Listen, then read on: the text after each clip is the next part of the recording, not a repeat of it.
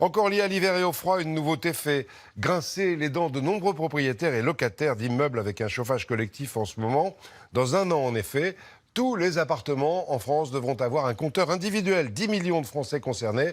Chacun devra payer ce qu'il consomme. Laurent Delsol, Olivier Stambard. À l'heure actuelle, on a une chaudière au fioul très ancienne. Elle a 44 ans d'âge. La vieille dame est usée. Elle devrait être changée, mais il faudra bien choisir le nouveau système, car à partir du 1er mars 2017, la loi oblige toutes les copropriétés à installer des compteurs de chauffage individuels. Dans cet immeuble, les avis sont partagés. On a qui chauffent à 40 degrés dans leur appartement, et il y en a qui n'ont pas besoin de ça, ils chauffent à 15-20, ça leur suffit, et au final, chacun paye ce qu'il consomme. Cette dame préfère rester au chauffage collectif. C'est plus pratique et on est mieux chauffé. Comment ça, on est mieux chauffé? Ben oui, parce qu'il y a des gens qui chauffent pas, même en chauffage individuel, qui attendent que les autres les chauffent. Il faudra installer un compteur sur chaque radiateur.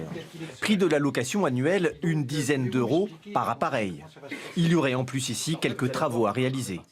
Le robinet thermostatique, c'est une obligation légale.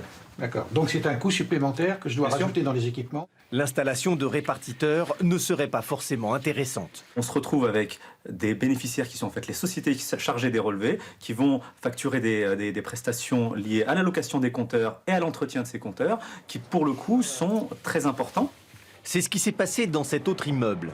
Des compteurs individuels sont installés depuis 6 ans, mais problème, la facture est bien plus élevée que prévu. Les membres du conseil syndical viennent de mettre en demeure la société prestataire, entre autres pour manque d'entretien. Des copropriétaires qui voulaient changer simplement leur radiateur ont demandé plusieurs fois à l'entreprise de remettre les répartiteurs sur leur nouveau radiateur et ça n'a pas été fait. Dans la chaufferie, nous découvrons des radiateurs démontés. Certains sont encore avec leur répartiteur. Ce qui n'est pas payé par l'habitant qui a changé ses radiateurs, ça se retrouve sur la collectivité. Résultat, la facture payée par chaque propriétaire est supérieure à leur consommation individuelle. Le contrat d'entretien des compteurs sur 10 ans est de 25 000 €. Ils auraient préféré réaliser des travaux d'isolation.